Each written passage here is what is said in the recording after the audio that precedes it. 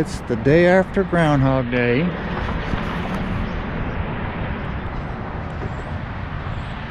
Which means kayaking season is going to be in a couple of weeks.